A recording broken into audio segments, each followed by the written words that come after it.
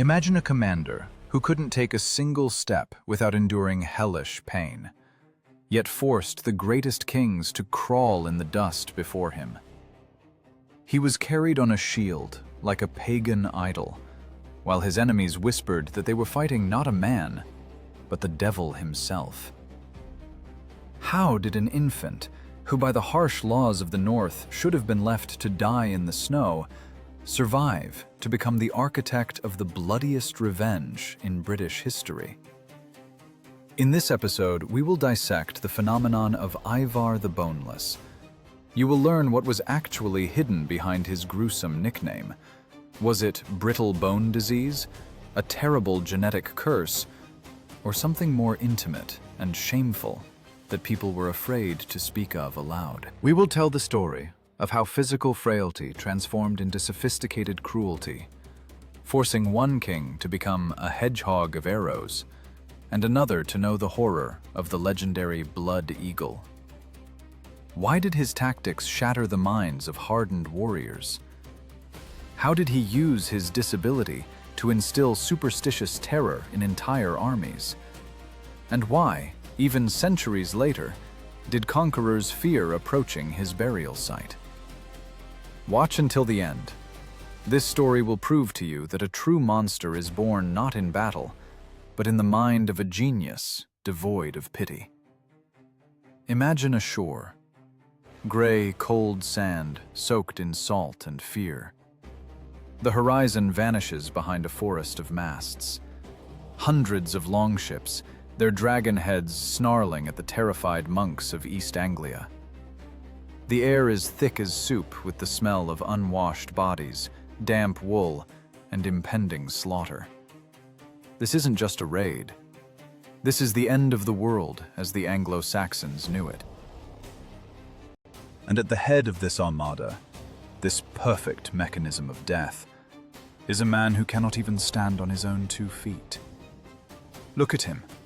He is carried on a shield like a pagan idol, or wheeled in a strange, creaking cart resembling the chariot of a doomed king. His legs are useless lashes, twisted at unnatural angles. In any other culture, in any other era, he would be a beggar pleading for alms by a temple, or a corpse forgotten in a ditch. But here, among the fiercest killers of the 9th century, he is a god of war. His name is Ivar the Boneless. And this is the story of how the most monstrous physical weakness spawned the most sophisticated cruelty in the history of Britain. How is this possible? How did a cripple become the greatest field commander of the Vikings? Historians still break spears trying to solve the medical riddle of his nickname. Boneless. What is it? A metaphor for snake-like flexibility? Impotence, as some chronicles gleefully whisper, or a terrible genetic sentence? Modern science leans toward a diagnosis of osteogenesis imperfecta, brittle bone disease. His bones would break from the slightest bump. The whites of his eyes shimmered with a sinister blue, and every movement caused hellish pain. Imagine that your skeleton is made of fine porcelain, and you live in a world where the only language is the blow of a battle axe. Ivar's survival is not just luck, it is a statistical anomaly. It is a glitch in the code of reality. To understand how this monster was born, we need to rewind time. Back from the year 865 to the dark, smoke-filled hall of King Ragnar Lothbrok. Listen, do you hear that crackling? That's the logs burning in the hearth, and outside the walls, the icy wind of Kattegat howls, drowning out the screams of a woman in labor. Aslaug, the wife of the legendary Ragnar, is in agony, giving birth to an heir. The Vikings are waiting for a warrior. They are waiting for a new wolf that will sink its fangs into the world's throat. But when the midwife lifts the bloody bundle, silence hangs in the hall. A heavy, sticky silence, in which only the father's heavy breathing is audible. The child is deformed. His legs are twisted, his body soft, as if lacking a frame. By the harsh laws of Scandinavia, such an infant has no right to live. This isn't cruelty, it's the pragmatism of survival. In a world of eternal winter and eternal war, a weak mouth is a burden to the clan. A weak warrior in a shield wall is a breach through which death will come for everyone. Custom demands that such a child be taken to the forest, left in the snow. Let the wolves or the cold do what must be done. This is Viking mercy, returning defective goods to the gods. Ragnar Lothbrok stands over the cradle. In his hand, perhaps, lies an axe. He looks at the creature that was supposed to be his pride, but has become a mockery of fate.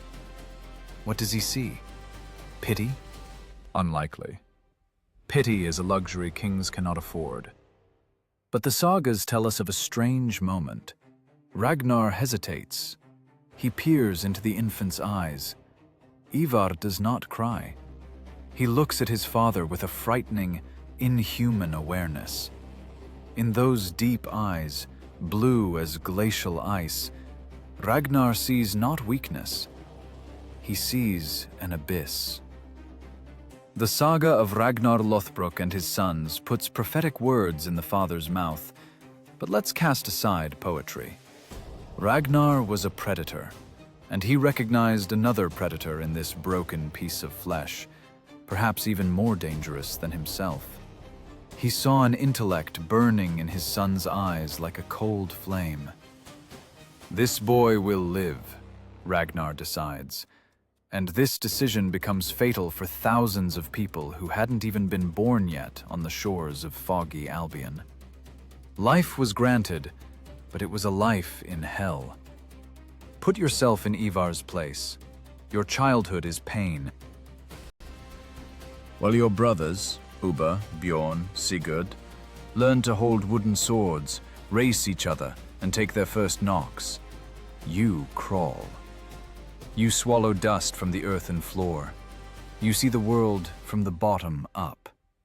Every glance thrown at you is soaked in either contempt, or worse, pity. Poor cripple, stump, boneless. These words sting worse than nettles. But it is here, on the dirty floor of the longhouse, that his weapon begins to be forged. Deprived of the ability to develop his body, Ivar begins to train the only thing he has left with maniacal persistence: his mind. Watch him. He sits in the corner, unnoticed like a shadow. He sees what others do not. While other boys fight in the mud, figuring out who is stronger, Ivar studies why one defeated the other. He analyzes leverage, angles, the psychology of fear. He learns to read people like open books. He understands. Muscle power is limited. Muscles get tired. Muscles can be pierced by steel. But the mind? The mind knows no fatigue. Pain becomes his constant companion, his teacher. It burns everything human out of him, leaving only cold calculation. He learns to endure what would make grown men scream out loud.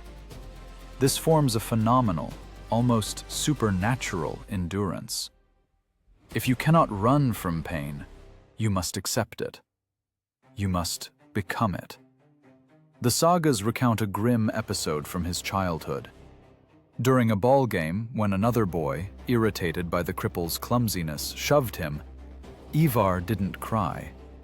He grabbed an axe that was handy and drove it into the offender's head. He was only 7 years old. 7 years old. And do you know what the scariest part is? He didn't do it in a fit of rage. It was a calm, calculated elimination of a threat. Proof that he was dangerous. This murder became his manifesto. Don't come near. Don't laugh. I am broken, but I am lethal. Ragnar didn't punish his son. On the contrary, He must have smirked into his beard. His intuition hadn't failed him. From the chrysalis of a sick child, a monster was hatching. Ivar grows, and his physical infirmity paradoxically turns into his main tactical advantage. He can't stand in the line, shoulder to shoulder with others? Fine. That means he doesn't see the battle as a chaotic slash fest, where only the enemy's shield and sprays of blood are before your eyes. He sees the battle from above, as a whole, like a chessboard. While his peers learn to strike blows, Ivar learns to direct flows of people. He invents ways to move, first simply crawling, using incredibly developed arms. His torso becomes powerful as a bear's, compensating for his atrophied legs. Then, special stretchers, carts. He refuses to be passive cargo. He turns his disability into an element of intimidation. Imagine the horror of an enemy seeing a man rushing at the head of an army on a gilded chariot. A man who doesn't need to walk to kill you. He becomes the brain of his brothers. Bjorn Ironside is the muscle. Ubba is the rage. Sigurd Snake in the Eye is the cunning. But Ivar is the strategy. He is the architect. He is the one who sits by the fire drawing plans in the dirt that make old warriors' blood run cold. He doesn't just want to win. He wants to outplay, to humiliate. It is in these years of humiliation and overcoming, that a black hole forms in Ivar's soul, one that cannot be filled with gold or silver. He needs something more. He needs power over those who can walk. He needs to force the world that rejected him to kneel before him. A twist of fate. A man deprived of the ability to take a step prepares to undertake the farthest and bloodiest campaign in the history of his people. His father taught him the main rule. The world is cruel. But Ivar learned his own lesson. If the world is cruel, you must be even crueler. You must become the nightmare that visits cruelty in its sleep. And while Ragnar's longships went on their raids, in the shadows, on a straw mat, under the intense gaze of blue eyes, a plan matured. A plan in which his physical frailty would become the foundation for an empire built on the bones of enemies. Ivar's eyes, full of cold blue, were already looking west, to where the green islands were full of fat sheep, golden crosses, and naive kings confident that God would protect them from the devil. They were wrong. The devil wouldn't come to them with horns and hooves. He would crawl to them on broken legs, and his laughter would be more terrifying than thunder. But before the sea turned black with ships, before the walls of York fell, an event had to occur that would turn ambition into obsession. An event that would make Ivar's cold calculation boil over with the lava of revenge. Snake venom intended for one would poison the soul of another. While the mead hall shakes with drunken laughter and the clinking of cups, something far more important than another feast is happening in the darkest corner. There, in the shadows, a new concept of war is being born. Ivar doesn't drink. His mind must remain clear as polished steel. He observes. Have you ever felt a gaze that seems to peel the skin off you layer by layer? That's exactly how Ivar looked at people. To him, those around him are not comrades, not friends, not even family. They are mechanisms, sets of gears made of passions, fears, and ambitions. Think about it. He couldn't train with a sword in the yard like the others. His bones would have crumbled from the first strike of a wooden shield. Fate locked him in the cage of his own body, but forgot to lock the door of his mind. Ivar found a way out. If he can't swing an axe, he will be the one pointing out where that axe should fall.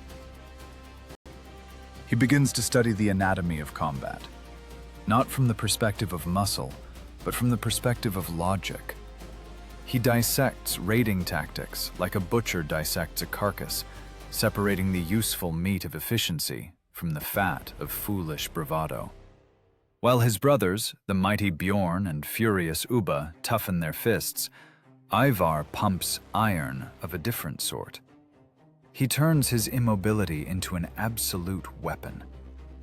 Have you ever tried playing chess with an opponent who shows no emotion, who just waits for your mistake? Ivar learns to wait. In Viking culture, where impulsiveness and berserker rage are valued, his patience looks unnatural, almost reptilian. He understands rage is blind, but calculation sees. While others scream, spraying saliva, he whispers, and his whisper sounds louder than any battle cry. But intellect alone is not enough. He needs a body capable of delivering this intellect to the battlefield.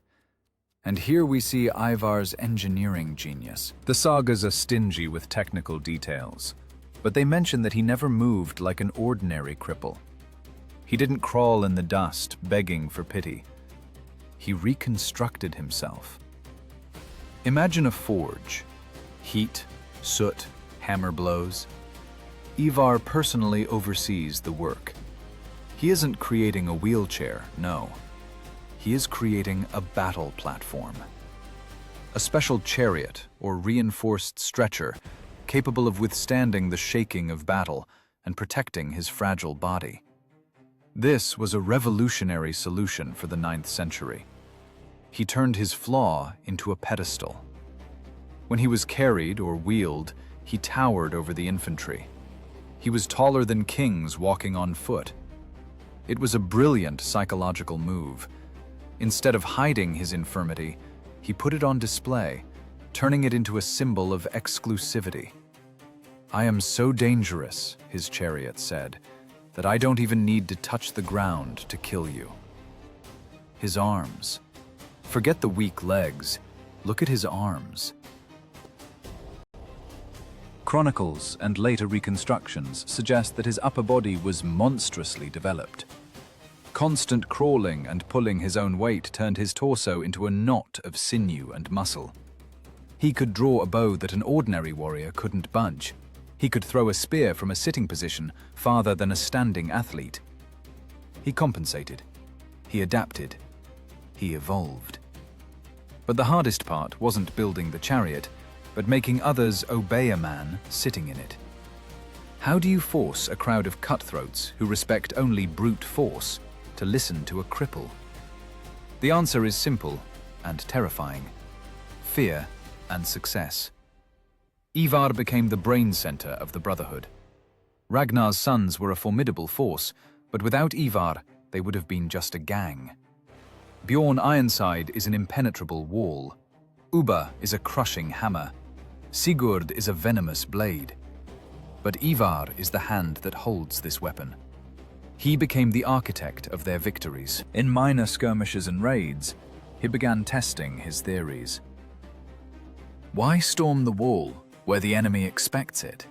he asked. "Let's strike at night. Let's pretend to leave."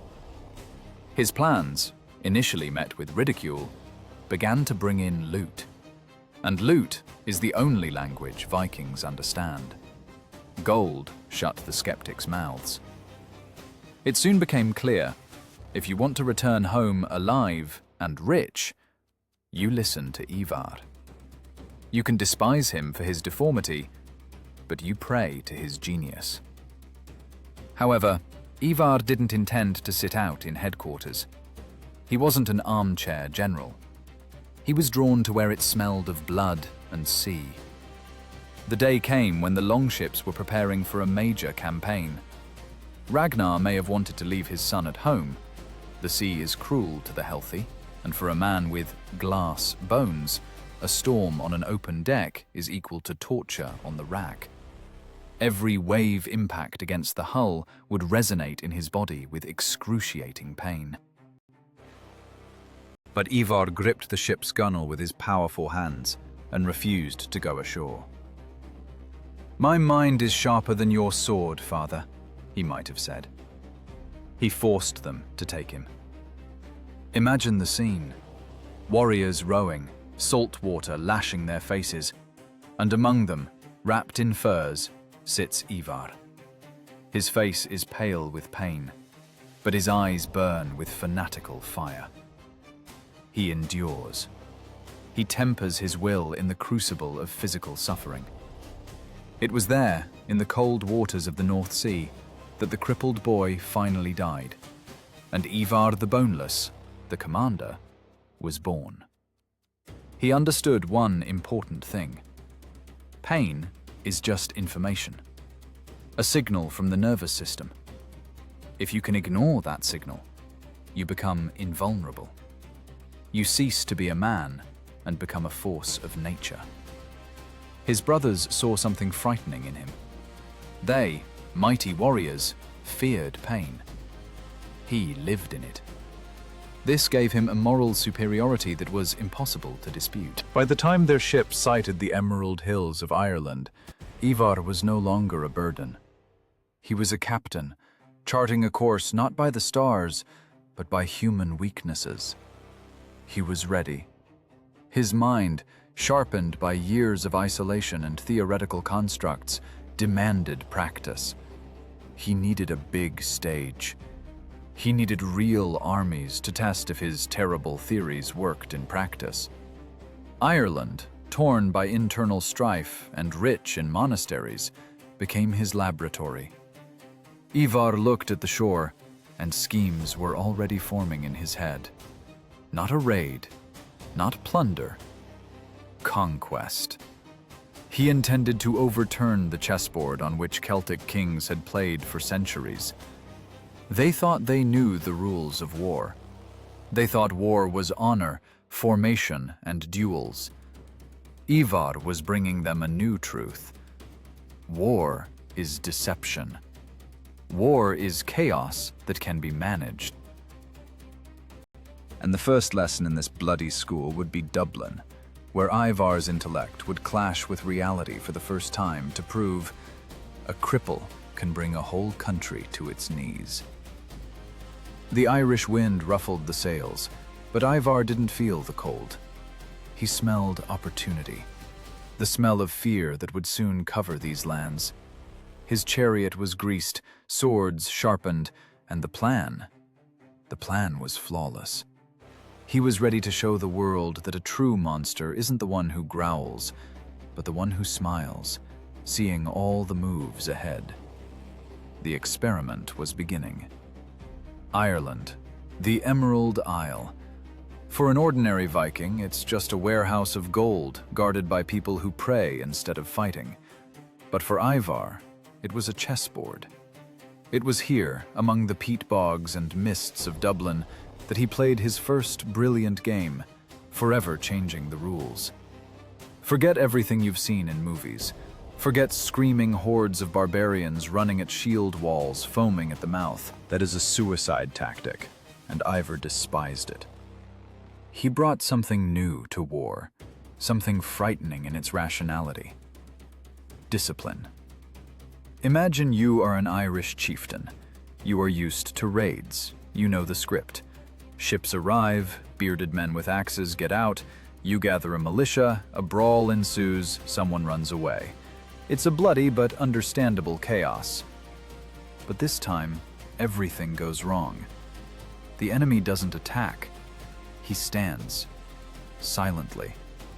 You see their formation, and it is motionless as a rock.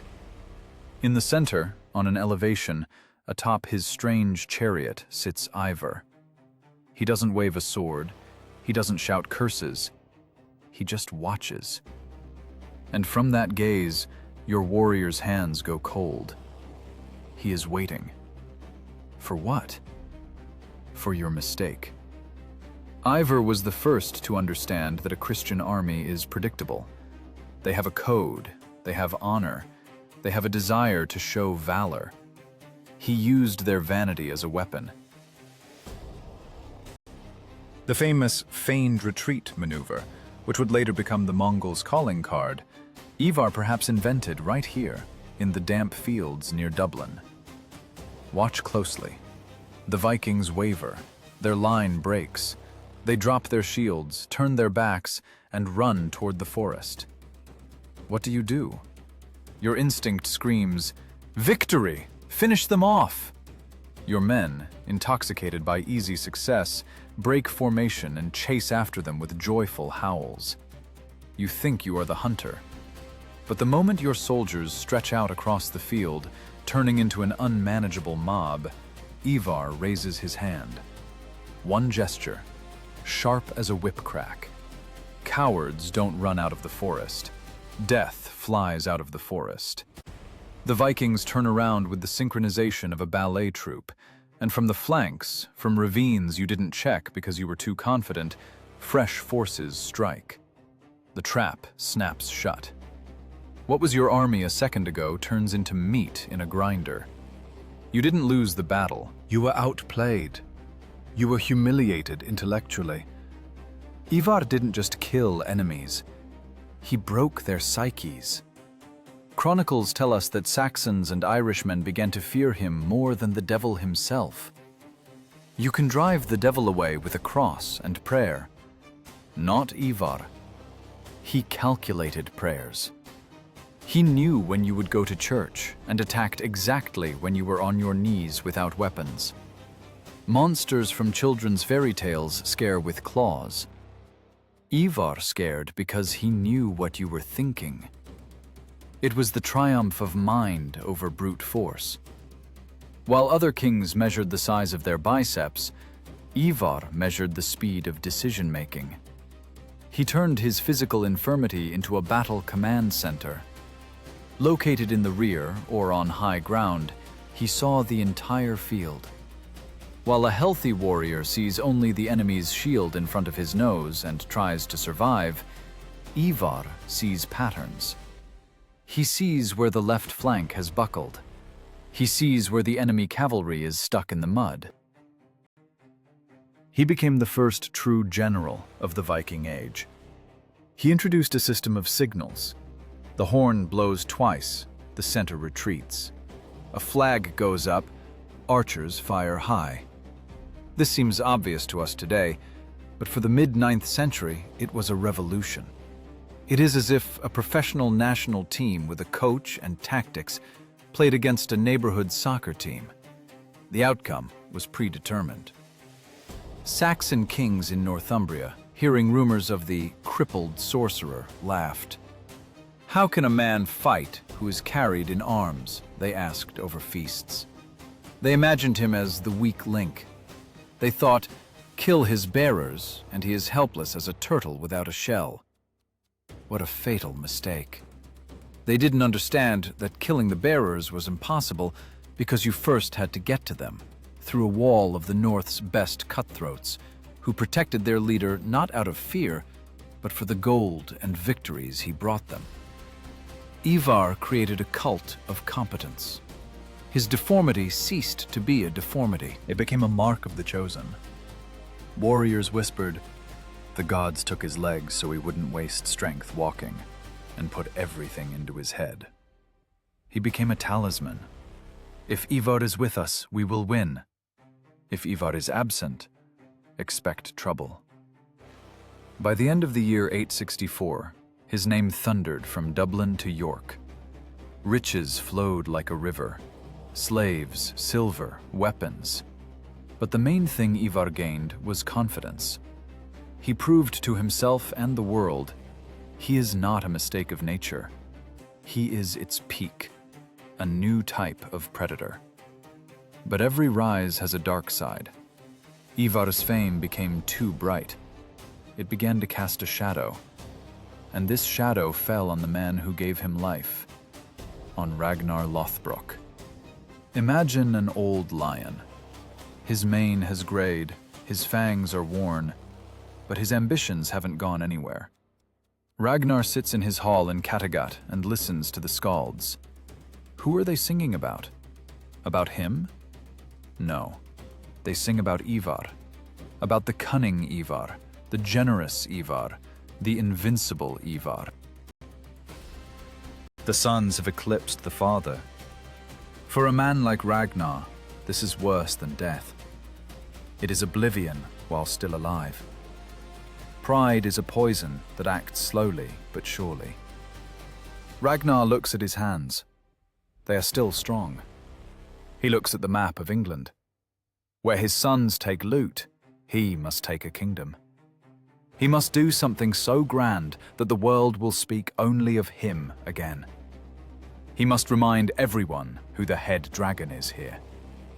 Ivar, with his cold, analytical mind, surely saw where this was going. Perhaps he tried to dissuade his father. England has changed, he might have said. They have built fortresses. They are uniting. You can't go there with 2 ships. But Ragnar didn't listen. He was drunk on his past glory and wounded ego. Ivar's logic shattered against the wall of paternal vanity. It was a classic generational conflict transferred to a geopolitical map. The technocrat son versus the romantic father. Ivar understood war as a science, Ragnar as a heroic epic, and the epic lost. The old king made a decision dictated not by reason, but by jealousy of his own children's success. He would gather a small war band. He would go to England, and he would either conquer it or die so loudly that the heavens would shake. Ragnar didn't know that his death would become not an end, but merely the fuse for a bomb constructed by Ivar. The snakes in King Aella's pit were already awake and waiting for their victim, unaware that their venom would poison not only the old man, but the future of the entire island. History froze in anticipation of catastrophe. This wasn't a campaign. It was suicide disguised as legend. Ragnar Lothbrok, the greatest hero of the North, set off to conquer England with just 2 ships. 2 ships!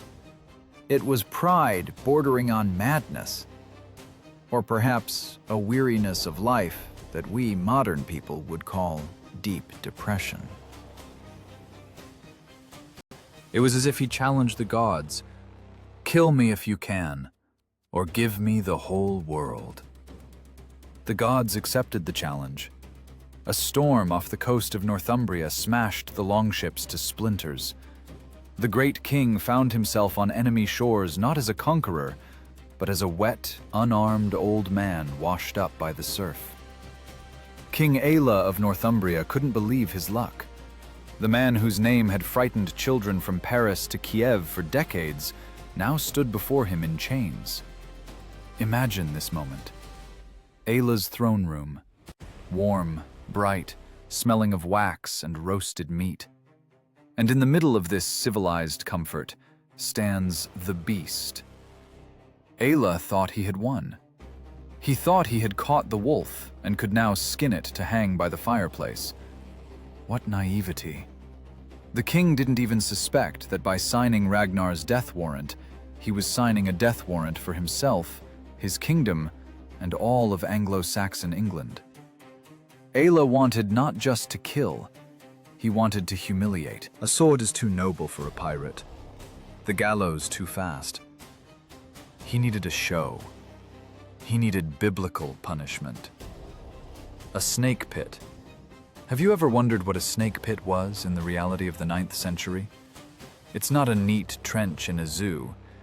It's a deep, damp hole in the ground where waste was thrown and where vipers were specially collected from the surrounding area. Cold, slime, and hissing. Aella ordered Ragnar thrown in there. Let's pause and listen. The Christian king looks down. The pagan king looks up. Snakes bite flesh.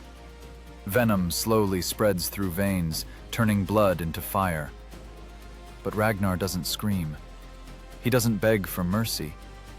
He starts singing. It was the old Vikings' final, most terrifying psychological blow. He laughs in the face of death. He recites verses about the Valkyries already bringing him ale in Valhalla. Aella is furious. The victim refuses to be a victim. And then, Before the venom stopped his heart, Ragnar uttered a phrase that became the detonator for the nuclear bomb of the Middle Ages. A phrase the sagas preserved for us through the centuries. How the little piglets would grunt if they knew how the old boar suffers now. Piglets. He called his sons piglets. Not wolves, not bears. Piglets. In this, there was both tenderness and a terrible threat. He knew what his children were capable of. He knew that Ivar, Bjorn, Ubba, and Sigurd would tear this island apart. Ragnar's death wasn't the end. It was a signal, the firing of a starting pistol. The news of the execution flew across the North Sea faster than the wind. It reached the sons during a feast. The saga paints this scene for us with cinematic precision, showing each brother's reaction as a psychological portrait. Look at them. Bjorn Ironside gripped his spear so hard his fingerprints were left on the shaft. The wood cracked. This is a warrior's reaction. Immediate physical aggression. Vitsirk, playing a board game, squeezed a playing piece until blood spurted from under his fingernails. Sigurd, snake in the eye, trimming his nails with a knife, drove the blade into his finger in shock, down to the bone, and didn't even wince. Mental pain drowned out physical pain. And what about Ivar? Ivar didn't break a spear. He didn't cut himself. He didn't scream. His face first turned red as raw meat, then became deathly pale, white as chalk. He was the only one who maintained absolute self-control. While the brothers spewed curses and demanded to sail and kill immediately, Ivar asked the messenger questions. How exactly did he die? What did he say? How many snakes were there? Did the people see it? This might seem cynical to you, a son asking for details of his father's torture. But Ivar wasn't just listening to a horror story, he was compiling a dossier. Every detail of Ragnar's death was a brick in the foundation of future revenge. He needed not just Aella's death, he needed perfect symmetry. An eye for an eye, pain for pain, horror for horror. The brothers wanted a raid. They wanted to burn a couple of villages, kill a couple of hundred peasants, and calm down. This is the standard weregild, blood money. But Ivar thought in categories of genocide. A raid? He must have smirked to himself. No. We won't just rob England. We will take it for ourselves. We will wipe their kingdoms off the maps. We will make their kings envy the dead. Ivar understood the main thing.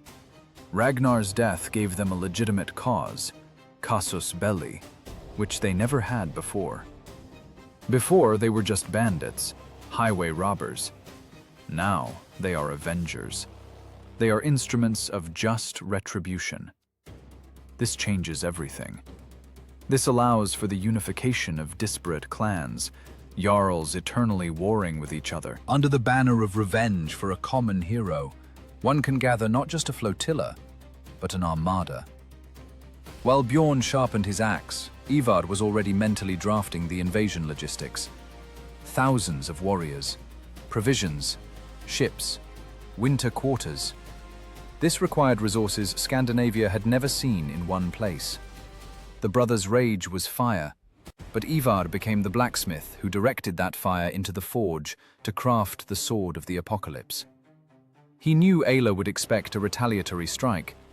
The Saxons aren't idiots. They will fortify the shores.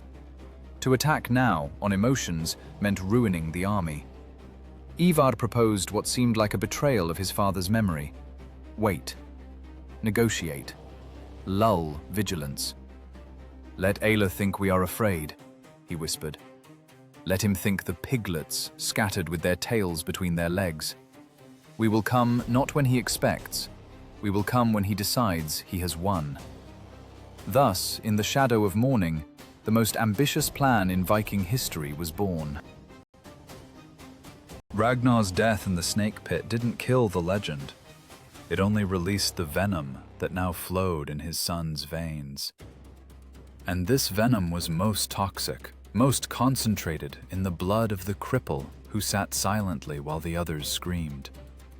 His silence was more terrifying than any battle cry. It promised England not war, it promised hell. Ivar looked at his brothers, and perhaps for the first time in their lives, they saw in him not a cripple, but a leader. The lame, broken doll was now pulling the strings of fate. Ragnar is dead. Long live the king of war. Ivar the Boneless was ready to begin his game, and the first move would be the most brazen lie in the history of diplomacy. Instead of the roar of battle trumpets at the gates of King Aella's palace, there was a polite knock. It was so unexpected that the guards were dumbfounded.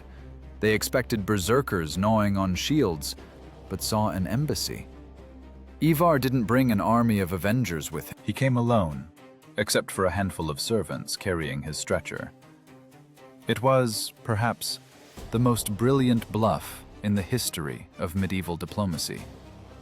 Ivar the Boneless arrived in the lair of his father's killer not to demand blood, but to ask for peace. Imagine the scene. The killer and the son of the killed look each other in the eye.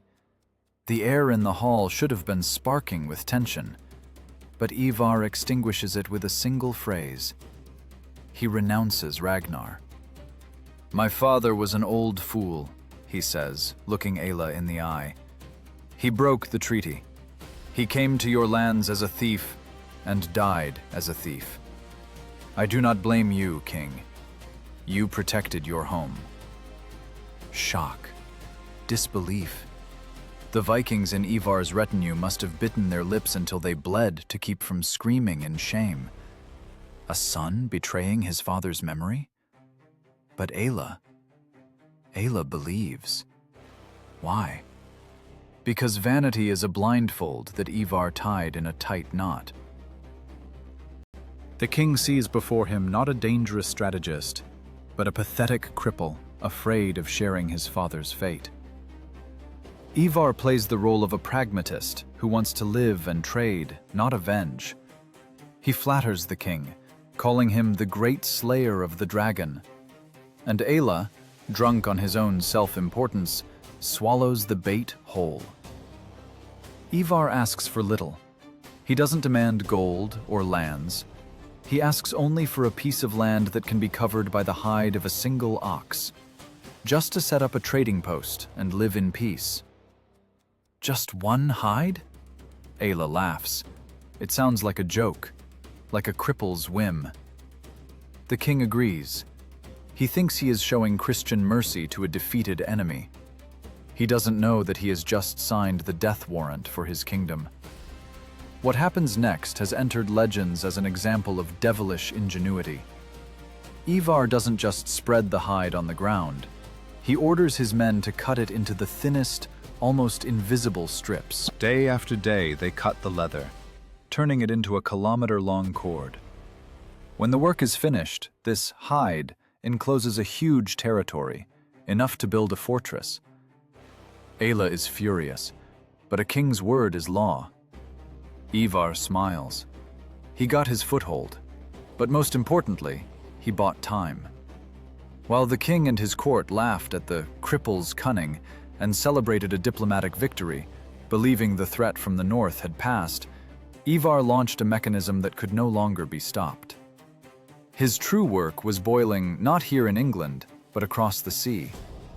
Ivar's messengers, like black ravens, flew to all ends of Scandinavia. The text of their message was simple and brutal. Ragnar is dead. England is weak. There is enough gold for everyone. This was the first case of total Viking mobilization in history. Ivar didn't call friends. He hired professionals. He turned to his father's old enemies, to exiles, to younger sons deprived of inheritance. He promised them not just loot. He promised them land, eternal ownership. This changed everything. Vikings were used to raiding and leaving. Ivar offered them to come and stay. The ports of Denmark, Norway, and Sweden turned into giant anthills. Forests were felled by the hectare. The sound of axes in the shipyards didn't cease day or night, merging into a single hum resembling the heartbeat of war. Thousands of swords were forged. Women sewed sails. It was no longer a band of adventurers. It was a nation gathering for war. The Great Heathen Army. That is what chroniclers would call this accumulation of force, and superstitious horror would seep through their records made with trembling hands. Never before, neither before nor since, had the North spewed out such power. It was an avalanche. Legendary chieftains stood under Ivar's banners: Guthrum, Halfdan, Bagseg. Men who in ordinary times would have torn each other's throats out, now stood shoulder to shoulder. They were united by greed and the iron will of Ivar the Boneless. And in England, silence reigned. Ivar, sitting in his new fortification, continued to play the role of a submissive neighbor. He lulled Aella's vigilance, sending him gifts and flattering letters. He was like a spider, gently stroking a fly while venom is prepared in its glands. He studied the roads. He bribed local lords. He recruited spies. The cripple considered harmless was actually creating an intelligence network in the heart of enemy territory. Aella made a fatal mistake common to many dictators. He underestimated an enemy who looked weak. He looked at Ivar's legs and didn't see his eyes. And in those eyes, the pyres of Saxon kings' funeral ceremonies were already burning. By the autumn of 865, the sea turned black. That is not a metaphor. Eyewitnesses said the horizon disappeared behind a forest of masts. Hundreds, thousands of longships adorned with dragon heads cut the waves of the North Sea. Shields painted in the colors of death hung on their sides. In the holds, besides warriors, they carried horses, unheard of audacity for a marine landing. Ivar foresaw this too. He didn't intend to walk. His army had to be mobile as lightning. Imagine that sound. The creaking of wood, the flapping of sails, and the heavy rhythmic splash of oars. It sounded like the footsteps of doom. The armada approached the shores of East Anglia, but Aella in Northumbria still slept peacefully, confident that the ox-hide shoelace was the limit of Ragnar's son's ambitions. He didn't know that this shoelace would soon turn into a noose around his neck. Ivar stood on the shore watching the horizon. When the first sails appeared out of the fog, he must have smiled that same smile that made even his brother's blood run cold. The mask of submission fell. The time for diplomacy was over. The time for the butcher had come. They landed not where they were expected, not in Northumbria, where Aella might have posted lookouts after all. They struck East Anglia, the domain of King Edmund. It was cold calculation. Why attack a fortified enemy when you can first rob his weak neighbor, gather strength, winter over, and strike in the spring? The locals, seeing this horde, realized there is no salvation. These were not people. This was a force of nature, a wave of darkness that covered the shore and began to crawl slowly but inexorably inland, devouring everything in its path. The legend of the ox-hide ended. Reality, written in blood, began. And the first lines of this bloody chapter were to be read by King Edmund, who still hoped that gold could buy life. Naive. He didn't understand that the currency had changed. Ivar didn't come for silver. He came for souls. The horror that gripped East Anglia was merely a prelude. Ivar was checking his instrument. He was tuning his orchestra of death before the main concert. And while the Saxons panic-hid church vessels, Ivar gave orders that violated all known laws of war. The old world was collapsing, and under its rubble, the code of honor was the first to die. The horizon disappeared. Those who stood on the chalk cliffs of East Anglia that morning didn't believe their eyes. The sea ceased to be a sea. It became a forest of masts, sails, and dragon heads bobbing on leaden waves, as if nodding to the doomed shore. This wasn't an invasion. It was the relocation of hell to earth. The Anglo-Saxon Chronicle dryly reports the arrival of the Great Heathen Army, but behind these sparse lines lies the panic of an entire nation suddenly realizing their world, a cozy, understandable Christian world, was over. King Edmund of East Anglia was a good man, pious, just, and fatally naive. He acted by old rules. He thought war was a gentleman's dispute that could be settled with coin. Seeing this armada that turned the water black near the shore, he didn't gather a militia for a suicidal attack. He opened the treasury. He sent messengers to Ivar with a simple offer. Here is silver. Here are supplies. Take them and leave. Ivar must have laughed so hard his laughter drowned out the cries of seagulls. He accepted the gifts, but instead of gold, he demanded horses. It was a strange request for sea raiders. Vikings and cavalry? It sounded like a joke. Northerners fought on foot in a dense shield wall. Why did they need horses? Edmund, glad to get off lightly, ordered all the steeds in the district gathered. He thought he was buying peace.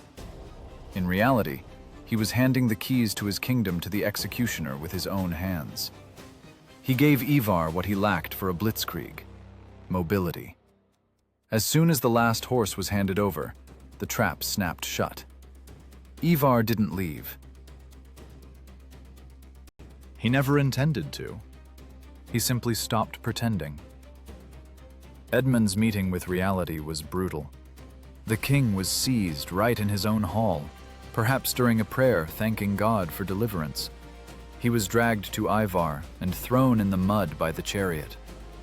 Two worlds collided face to face. On one side, Edmund, the embodiment of Christian humility and knightly honor. On the other, Ivar, the embodiment of pure distilled efficiency, for whom honor is an empty sound that gets in the way of winning. "You gave me horses so I would ride away," Ivar could have said, looking at the kneeling monarch. "But you forgot to ask exactly where I wanted to ride."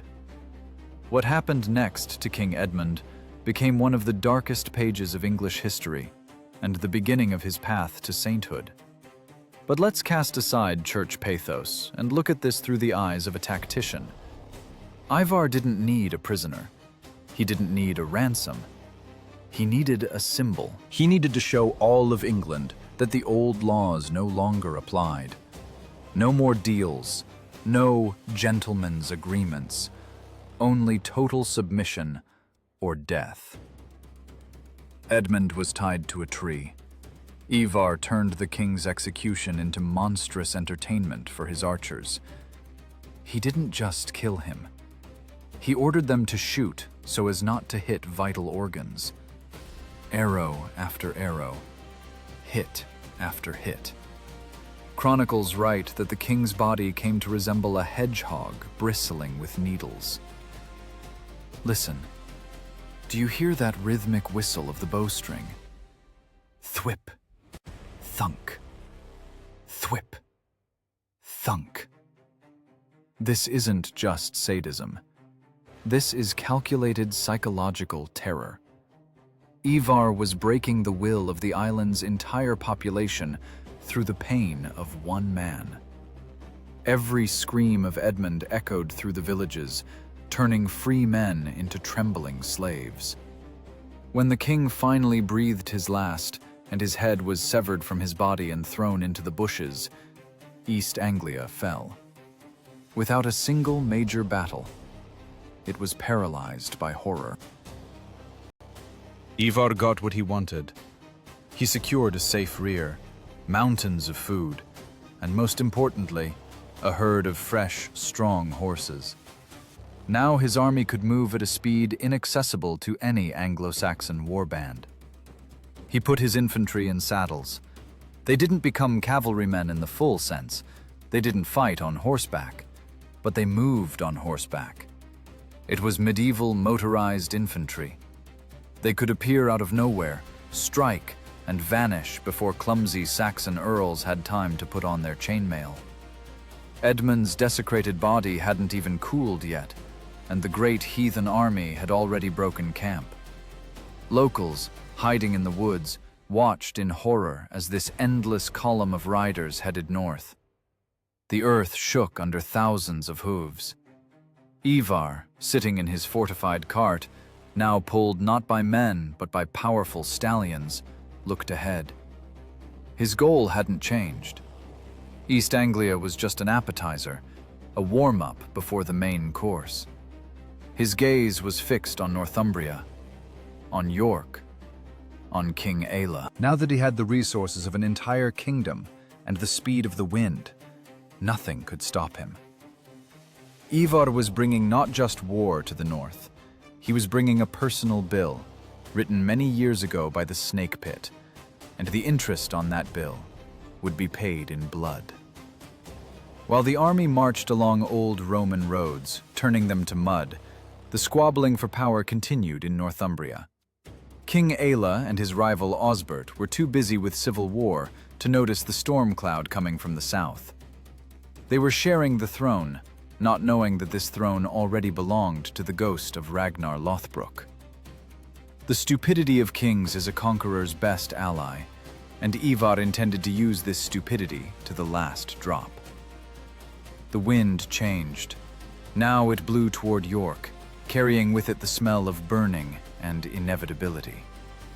The Roman walls of the ancient city had seen Caesar's legions, seen Picts and Scots, but they had never seen what was approaching them now. Intellect devoid of pity, backed by the steel of 1,000 blades, was already knocking at the gates of the north. And that knock sounded like hammer blows, driving nails into the coffin lid of Anglo-Saxon independence. The grey walls of York, covered in moss and history, towered over the plain like the teeth of an old dragon. The Romans built to last. Eoforwic, as the Saxons called it, was the Pearl of the North, a fortress against which Picts, Scots, and time had broken their teeth.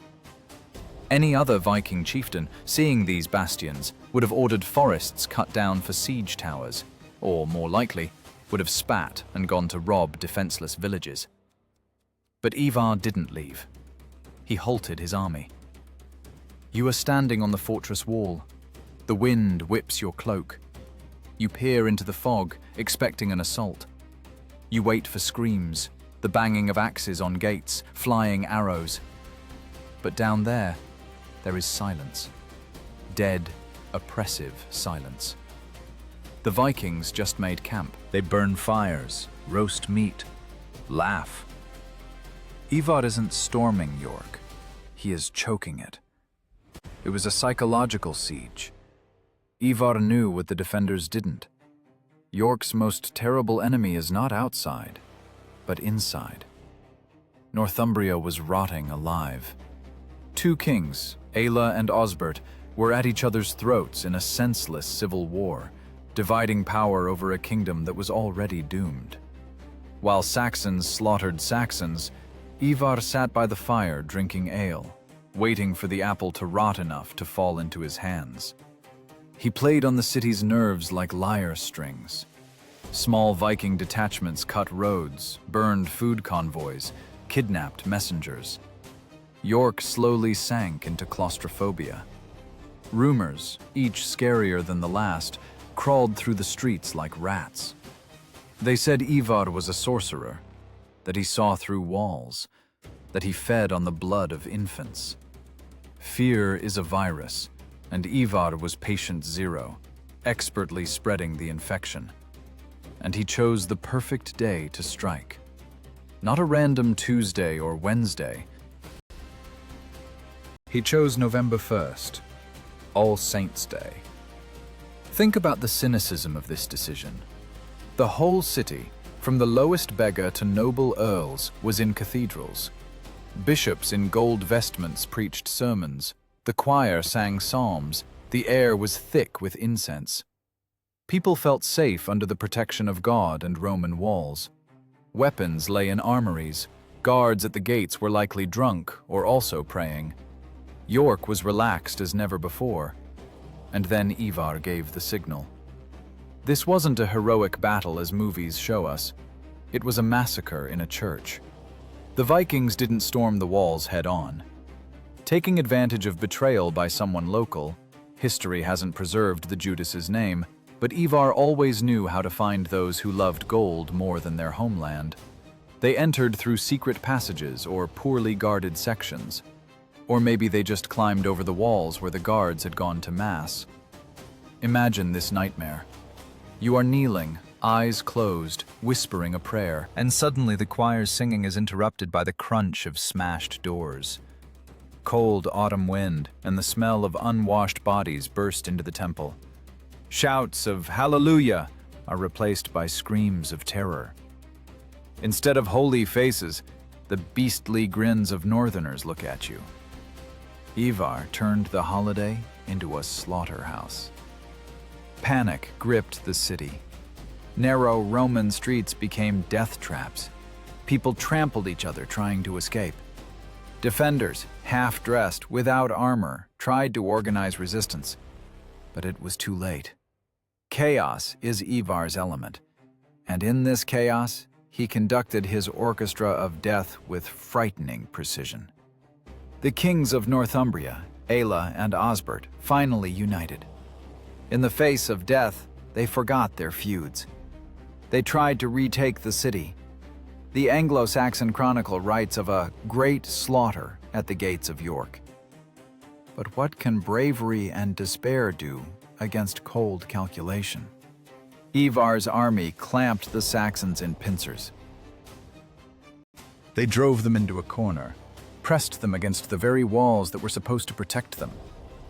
Osbert fell in battle, hacked by axes. He was lucky. He died as a warrior, quickly and probably without suffering. But Ivar had other plans for Aella. King Aella wasn't killed in the melee. He was taken alive. That was the order.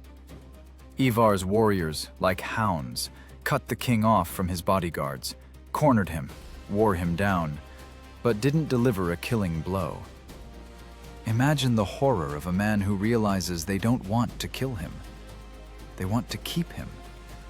That is scarier than any sword. When the smoke over York began to clear, revealing a picture of total devastation, the capital of the north lay at the cripple's feet. The cathedral was looted, streets piled with corpses, and in the center of it all, on the main square, stood Ivar. There was no victor's triumph on his face. There was the mask of cold satisfaction of a man who finally closed a complex deal. Aella was dragged to him, beaten, in torn clothes, stripped of crown and dignity. The very king who laughed at Ragnar's sons, who threw their father into a pit of snakes, now knelt in the mud of his own city. Ivar looked down at him from his chariot. There was no hatred in that look. There was a mirror. "Do you remember the pit?" he might have asked. But Ivar didn't like rhetorical questions. He liked actions. York fell. The north was broken. But for Ivar, the war wasn't over. The main, most personal, darkest part of his plan was just beginning. The capture of the city was merely setting the stage for the main act of this tragedy, an act that would make even seasoned Viking veterans shudder. Revenge is a dish served cold, and a real winter was coming to York. Ivar gave a sign. Aella was lifted and dragged away, not to a dungeon, but to a hill outside the city, where a crowd was already gathering, eager to see not an execution, but a ritual. A ritual that would turn a man into a bird that cannot fly. the circle closed. The time had come to pay the bills, and the currency in this settlement would not be silver, but the very essence of life. Silence. For the first time in these endless days, silence hung over York. No ringing of steel, no screams of the dying, no crackling of burning roofs. Only the wind walking the hill outside the city walls, and the heavy, hoarse breathing of thousands of people. Here, on this cursed hill, everyone was herded, victors and vanquished alike. This is no longer war. It is a liturgy, a black mass conducted by the high priest of pain, Ivar. In the center of a circle formed by shields, King Aella kneels, the same Aella whose name was spoken with trembling just yesterday. Now he is just a piece of flesh awaiting judgment. There are no chains on him, but he doesn't run. His will was broken long before his body will be. He looks at Ivar, and in his eyes one reads not fear, but a plea. A plea for a quick death, for a simple sword stroke that will end the darkness. But Ivar doesn't give gifts. He came to collect a debt. Remember the snake pit? Remember how old Ragnar died in the mud while Aella looked down at it? Now everything is flipped. The mirror of history reflected the scene with frightening precision. Only instead of snakes, here are the cold eyes of Ragnar's sons, and instead of a pit, all of England. Ivar gives the sign. This isn't an order to execute. It's an order to begin creating. Ivar intended to make King Aella into a work of art, gruesome, bloody art that Vikings call the Blood Eagle. Historians argue, was this ritual reality, or just a scary tale invented by Christian monks to demonize pagans? But look at the archaeology of fear left by the Great Army. Look at how sharply the tone of chronicles changed after this day. People stopped writing about Vikings as robbers. They started writing about them as the wrath of God. Such a shift in consciousness doesn't happen out of nowhere. Something happened on that hill. Something that made even hardened warriors look away. Preparations are complete. Aella is placed face down. Let's not go into the anatomical details of what happens when metal meets spinal bone. You don't need to know that. It's enough to imagine the sound. A wet, sickening crunch that carries frighteningly clear in the frosty air. Saxon prisoners forced to watch this faint. Some vomit. Some begin to laugh madly, unable to withstand the tension. But the Vikings stand silently. For them, this isn't torture. It is a sacred act. It is a sacrifice to Odin. Ivar, sitting in his chariot just a couple of meters from the scaffold, doesn't look away. He doesn't smile. He is working. He watches to ensure the executioner doesn't mistake, that Aella doesn't die too soon, that every second of Ragnar's torment is paid for with a minute of Aella's agony. The essence of the Blood Eagle isn't murder. The essence is transformation. The victim's back is opened like wings. They try to turn a man into a bird so he can fly to the gods. It is a monstrous mockery of nature, forcing one born to crawl, to fly. Does Aella scream? Unlikely. At some point, pain goes beyond human perception, and only a wheeze remains. The earth beneath him, as skalds wrote, was soaked in iron. The king's blood mixes with the mud of Northumbria, the very land he swore to protect. Ivar looks at this red mess and sees justice in it. Absolute, mathematically calibrated justice. When it's all over, when the wings are spread and the king's lungs, like blacksmith's bellows, take a last convulsive breath in the open air, a ringing emptiness hangs over the hill. Aella is dead. Ragnar is avenged. Ivar rides closer. He looks at his handiwork. This is his masterpiece. He showed the whole world. You can kill our father, but we will make a scarecrow for our gods out of you. This message was more powerful than any diplomatic note. News of Aella's execution spread through Britain faster than the plague. The kings of Mercia and Wessex, hearing the details, realized the old world had collapsed. They weren't fighting men. They were fighting demons who knew no pity. The king's body was left there on the hill, as a sign, as a warning. Ravens, Odin's eternal companions, already began to circle over the corpse, accepting the sacrifice. Mystical horror gripped the island. Peasants were afraid to go out into the fields. Priests in churches stumbled while reading prayers. Ivar the Boneless became the embodiment of the Antichrist to them. But for Ivar himself, it was a moment of catharsis, the finale of a long play. He found closure for what had tormented him since the day news of his father's death arrived. He proved to his brothers, the army, and himself, he could do what others didn't have the spirit for. It would seem the goal was achieved, revenge accomplished. One could load gold onto ships and sail home to cold fjords to live there as kings. Bjorn might have thought so. Ubba, satiated with blood, might also have dreamed of returning. But not Ivar. Look at his face in this moment of triumph. Do you see peace there? No. You see hunger there, even more terrible than before. Revenge was merely the fuel that revved up his engine. Now that personal scores were settled, a new goal opened before him. Global. Why settle for the death of one king when you can kill all kingdoms? Why be an avenger when you can be an emperor? Ivar turns his chariot back to Aella's mangled corpse.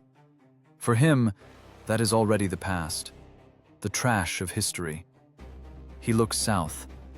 There, beyond the misty hills, lies the rich kingdom of Mercia. There lie the lands of Wessex. There await new enemies, new fortresses, and new challenges for his intellect. Ragnar wanted glory. Ivar wants power. Total, limitless power. The army, standing around in a stupor, begins to come to its senses. Warriors wipe their weapons. They look at their crippled leader with superstitious adoration.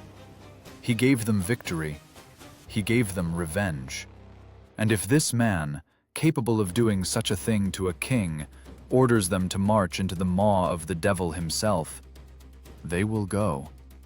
Because they know the devil will make a deal with Ivar and lose. The snake venom that killed Ragnar evaporated, but Aella's blood, spilled on the hill near York, became the ink with which Ivar began to write a new chapter of England's history. A chapter in which there would be no room for mercy. The war didn't end. The war only acquired real scale. And the next victim of the Boneless's insatiable mind was to be the geography of Britain itself. The sweet taste of revenge has one unpleasant property. It fades quickly, leaving behind the bitter aftertaste of reality. King Aella is dead. His ribs are opened like wings, and ravens have already eaten what was left of his eyes. It would seem to be the finale. Roll credits. Any normal person would say, enough.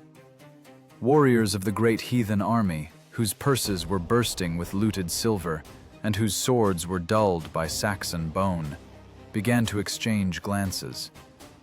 They were tired. They wanted to go home, to their wives, to a warm hearth, away from this accursed, damp England, where rain falls horizontally and mud sucks you in up to the knee. But Ivar wasn't normal. He was a war addict. Imagine this moment of schism. The huge camp buzzes like a disturbed hive. Voices of discontent are heard. Someone speaks loudly that the goal is achieved, Ragnar is avenged, and there is no sense in dying in a foreign land. This is a critical point. It is here that great empires fall apart, and great armies turn into gangs of deserters. But Ivar suppresses the rebellion in the bud, not with gold, not with persuasion, but with pure, distilled terror. He doesn't gather a council, he simply gives an order. We march on Mercia. And he who dares to object looks into the icy eyes of the Boneless and realizes it is better to fight a whole army of Saxons than to provoke the wrath of this cripple. Ivar holds thousands of killers in an iron fist, not by muscle power, but by the power of authority. He became a living deity of war for them, demanding and insatiable. The army moves out. They go not home, to the north, but south, into the very heart of Britain, into the kingdom of Mercia. Winter of 873. Repton. Remember that name. Today it is a quiet village, but then it was the spiritual center of Mercia, the resting place of kings. Ivar chooses it not by accident. He always strikes where it hurts most. Seizing a royal mausoleum isn't just a strategic move. It's spitting in the soul of an entire people. What happened in Repton, archaeologists dug up only 1,000 years later, and the finds made them shudder. Ivar turns the monastery into a fortress. He doesn't build new walls, he uses existing ones.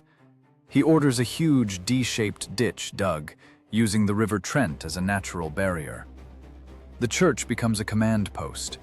The altar, where sacraments were performed for centuries, now serves as a table for maps, spilled with ale and grease. But the scariest thing isn't the desecration of shrines. It is how Ivar expends people. Archaeologists found a mass grave in Repton, more than 250 bodies. These aren't victims of a massacre. These are warriors of the Great Army. Bones tell stories that monks didn't record. Traces of old wounds, healed fractures, signs of scurvy and terrible infections. This is the price of Ivar's ambitions. People died of cold, disease, and exhaustion in this winter camp. But the army didn't scatter. They lay in the mud, coughing blood, but continued to sharpen axes. Because Ivar said, "Wait." King Burgred of Mercia, seeing pagans desecrating the graves of his ancestors, gathered an army. He thought the Vikings were cornered.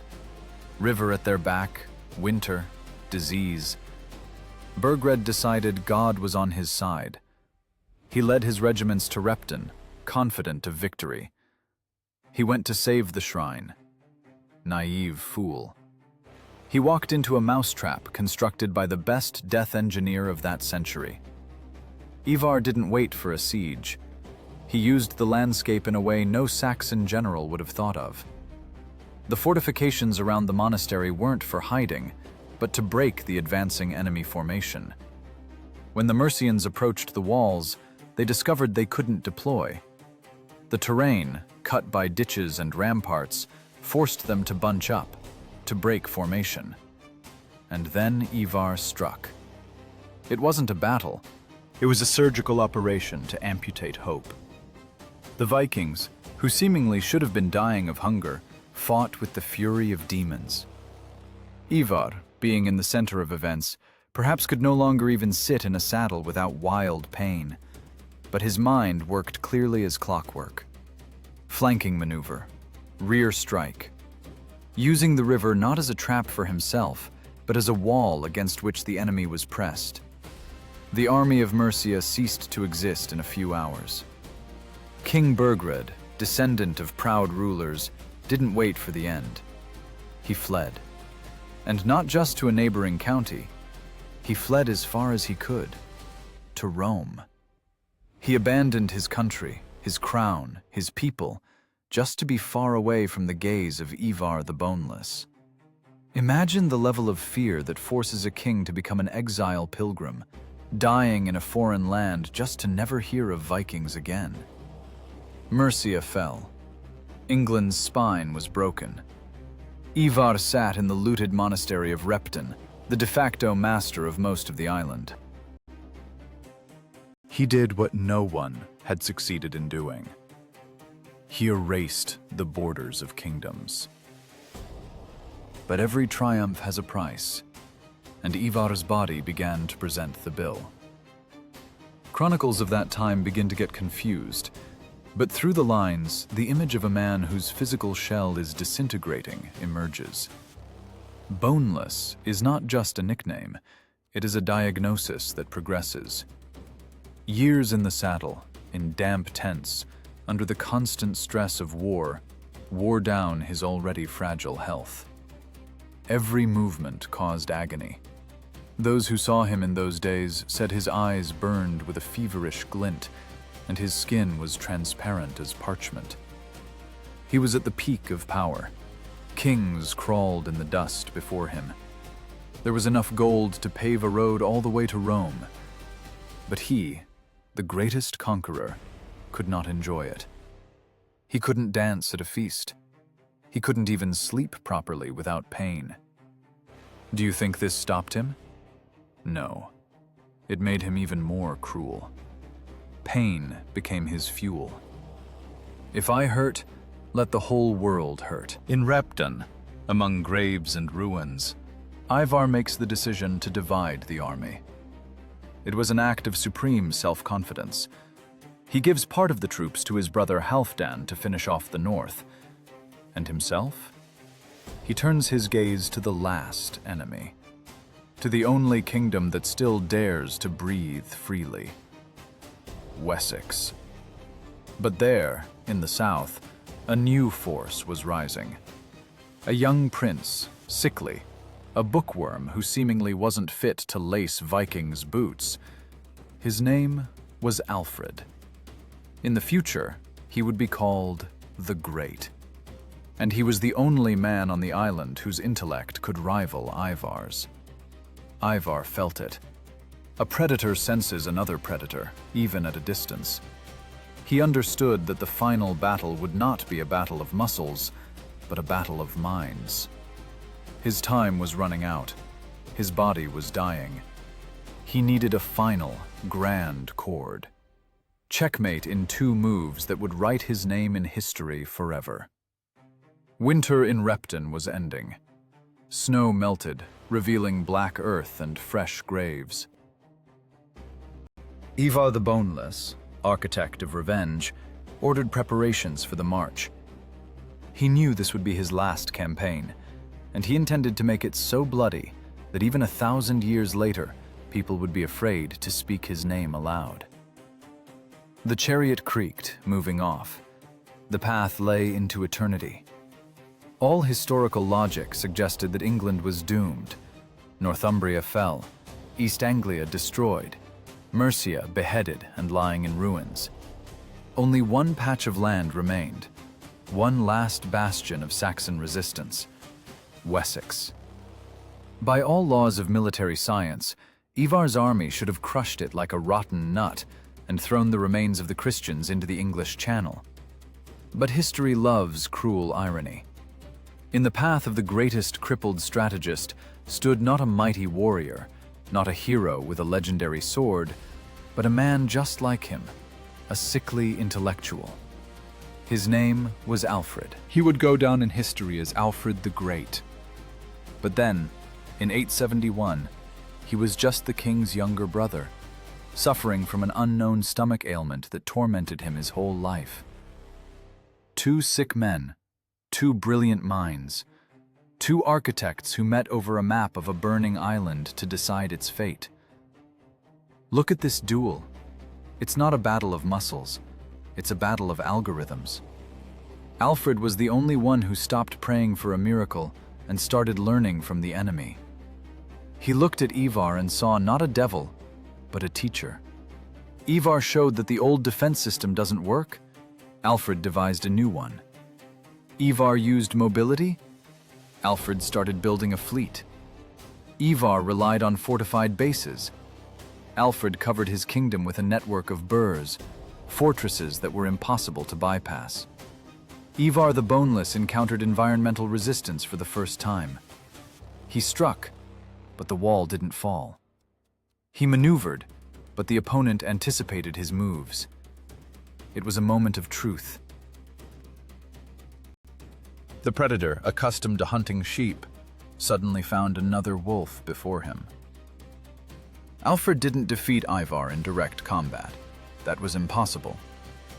He did something worse. He deprived him of the ability to win easily. He turned the war from a blitzkrieg into a viscous, exhausting swamp. And then, Ivar disappeared. This is one of the greatest mysteries of the Viking Age. The man whose name thundered across the world simply vanished from the pages of the Anglo-Saxon Chronicle. No description of a heroic death, no lavish funeral, no last stand. He just ceased to be. As if the screenwriter of this bloody series suddenly wrote the main character out of the script. Where did he go? Traces lead us across the Irish Sea. The Irish Annals of Ulster, under the year 873, contain a short but monumental entry. Imar, king of all the Norsemen of Ireland and Britain, ended his life. Ended his life. Not fell by the sword, not killed by a traitor. Died.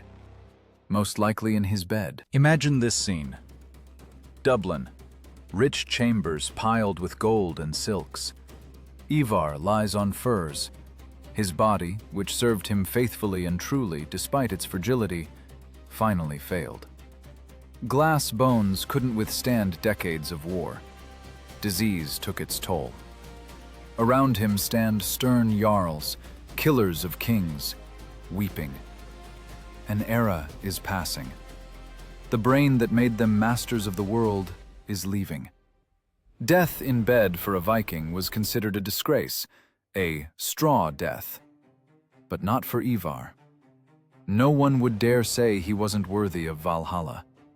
He sent so many enemies there that Odin must have personally opened the gates for him. He died undefeated. He left at his peak, leaving the world in fear and ruins. There is a beautiful and eerie legend recorded much later. They say before his death, Ivar ordered his body taken back to England and buried on the coast, right in the path of possible invasions. "As long as my bones lie here," he allegedly said, "no one will be able to conquer this land." And indeed, sagas claim that William the Conqueror, landing in 1066, first dug up Ivar's grave and burned his remains to lift the curse. Is this true or fiction? It doesn't matter. What matters is that even 200 years after his death, Ivar's very shadow, the very dust of his bones, inspired terror in conquerors. Let's look back. What did this man leave behind? Look at the map of England before Ivar. 7 warring kingdoms, chaos, weakness. Look at the map after. Northumbria, East Anglia, Mercia, erased.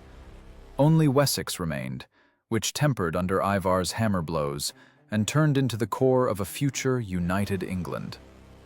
Ivar the Boneless became that black swan, the catastrophe that was necessary for evolution. He burned the old, rotten order. Without his cruelty, Alfred would never have become great. Without his invasion, England might never have united. He was a surgeon, performing an amputation without anesthesia, elbow deep in blood. But this very operation created a nation. We are used to seeing Vikings as barbarian destroyers, but Ivar was a creator. Yes, his tool was death, and his mortar was blood. But he built a new reality. The Danelaw, the domain of Danish law, became part of British DNA. Words, laws, town names, York, Derby, Whitby, All this is an inheritance left by a man who couldn't walk. This is the finale of our investigation. We have traveled the path from the cradle over which a father's axe was raised to the grave of the king of all Norsemen. We saw how physical incompleteness became a source of limitless power. Ivar's story isn't just a biography of a conqueror. It is a manifesto of will, proof that limits exist only in our heads. In a world that worshipped the strength of the bicep, the most dangerous man turned out to be the one with the sharpest mind. He forced kings to crawl because he crawled all his life. He forced the world to feel his pain. The kings of England prayed to God for salvation, locked themselves in stone churches, and hoped for a miracle. But Ivar knew a secret unavailable to the weak of spirit. Gods don't listen to the prayers of sheep. Gods hear only the ringing of steel and the crunch of bones. And in this cruel dialogue with eternity, Ivar the Boneless was the most eloquent orator of his era. And now ask yourself a question, looking in the mirror.